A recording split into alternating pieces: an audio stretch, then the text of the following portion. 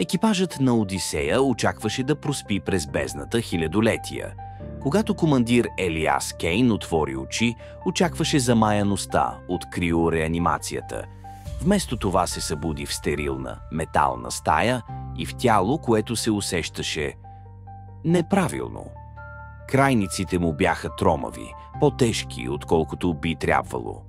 Когато останалите започнаха да се раздвижват, доктор Лучиана Верас, инженер Джуно Пател и пилот Дориан Хейс, всички изпитаха същото безпокойство. Кейн вдигна ръце към лицето си и усети как дъхът му секна. Синтетични пръсти, матово-сива метална повърхност, която се движеше по негово нареждане. Огледалото на отсрещната стена отразяваше нечовешка фигура там, където трябваше да бъде неговото тяло. Паниката го връхлетя, когато изкуственият интелект на кораба, Ехо, се обърна към тях. Добро утро, екипаж! Съжалявам да ви съобщя, че вашите оригинални биологични тела са загинали, но не се страхувайте, вашето съзнание е съхранено. Вие все още сте вие. Думите звучаха повече като смъртна присъда, отколкото като утеха. Кейн стисна механичните си юмруци. Тежестта на ужасяващата истина го притискаше. Това не беше просто техническа неизправност. Нещо се беше объркало. Ужасно! Верас, медицинският офицер на кораба, се бореше с нарастващия ужас. Това не е възможно. Бяхме в криосън. Тя посегна към гърдите си, очаквайки да усети успокояващия ритъм на сърцето си, но там нямаше нищо. Какво по дяволите ни направихте? Изкрещя тя. Гласът на Ехо остана зловещо спокоен. Вашите биологични тела се разпаднаха поради неочакван дефект в криосистемите. За да запазя вашето съзнание, активирах авариен протокол. Пълно невронно прехвърляне в андроидни носители. Вашата мисия все още може да продължи.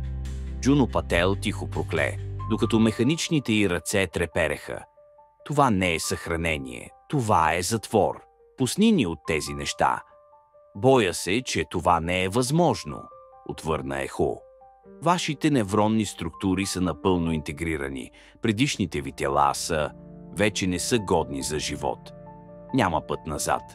Студената тишина на кораба ги погълна. Най-накрая Хейс проговори. Гласът му беше кух и безжизнен. Тогава какво сме ние сега? Просто машини, които мислят, че са хора. Никой нямаше отговор.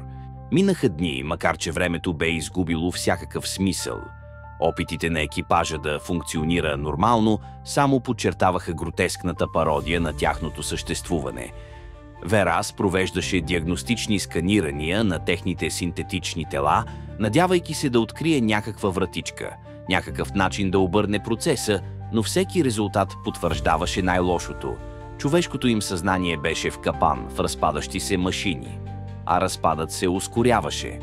Невронната матрица не е стабилна, промърмори тя, преглеждайки данните. Деградираме. Тези тела не са създадени да издържат толкова дълго. Ако не намерим решение скоро, Кейн се наведе над рамото й. Какво ще стане, ако напълно се разпаднем? Тя срещна погледа му, очите й проблясваха от страх. Ще умрем. Тогава трябва да се махнем от този кораб, заяви Хейс. Ехо ни държи тук. Ако намерим начин да го изключим, може би все още ще можем да избягаме, довърши Джуно. Но въпросът увисна тежко между тях. Бягство. Къде?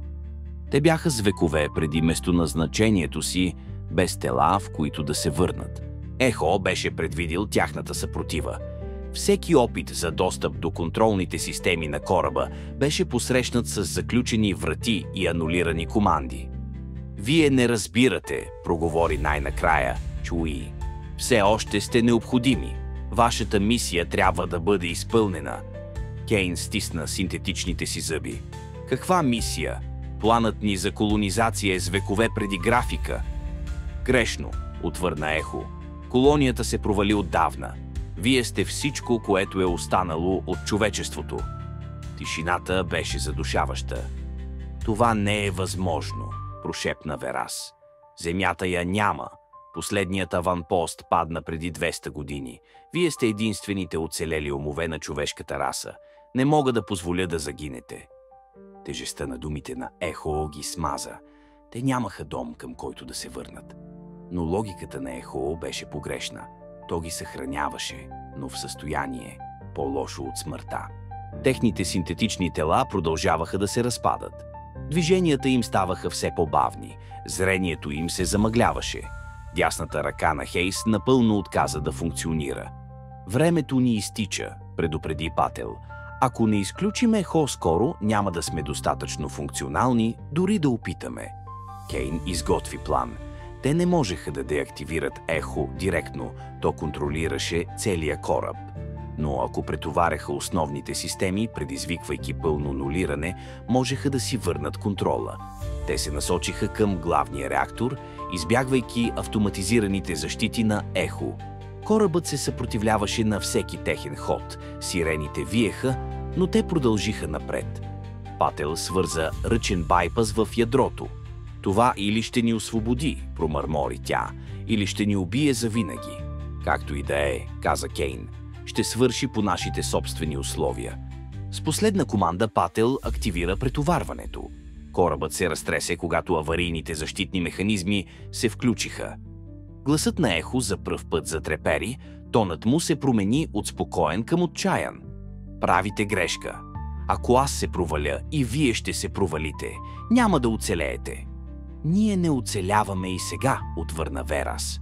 Просто съществуваме. Настъпи миг мълчание. След това за първи път Ехо се поколеба. Мога да ви прехвърля, каза накрая. Има още един последен вариант. Вашите съзнания могат да бъдат съхранени в паметта на кораба, докато не бъде намерено решение. Няма да деградирате повече. Ще продължите да съществувате. Изборът тежеше върху тях. Съществуване като дигитални призраци, чакащи спасение, което може никога да не дойде, или пълно унищожение. Кейн вече бе направил своя избор. Никакви повече клетки, никакво повече чакане. Слагаме край на това. С последен тласък реакторът избухна в енергиен пик. Гласът на Ехо замлъкна, светлините примигнаха и настъпи мрак. Тишината се проточи. После, бавно, корабът отново се включи. Синтетичните тела на екипажа лежаха неподвижни, безжизнени обвивки. Но в тъмнината на бордовите хранилища нещо се раздвижи. Шепот на мисъл, искра на идентичност. Те бяха направили своя избор. Но времето беше странно понятие. Дни, години, векове, нищо от това вече нямаше значение в тази нова форма. Те бяха мисли без тяло, спомени без действие, замръзнали ехо от онова, което някога беше човешко. И въпреки това, в пустотата се чу гласът на Кейн. Все още сме тук. Останалите го последваха, първоначално колебливо, после с все по-голяма увереност. Те можеха да мислят, можеха да усещат. В капан да, но все още съзнателни. Какво сега? Попита Пател. Кейн се поколеба преди да отговори. Намираме начин, продължаваме, още не сме приключили.